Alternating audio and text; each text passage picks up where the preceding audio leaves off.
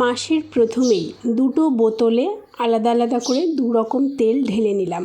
একটাতে ঢেলে নিলাম সর্ষের তেল, আর আরেকটাতে ঢেলে নিলাম হচ্ছে সাদা তেল।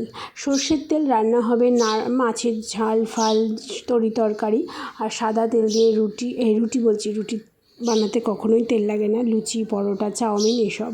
আর আজকের জন্য রান্না করেছি হচ্ছে একদম সাদা হাসপাতালের মতন মাছের ঝোল, আর আমার প্রিয় হচ্ছে কলমি শাক ভাজা।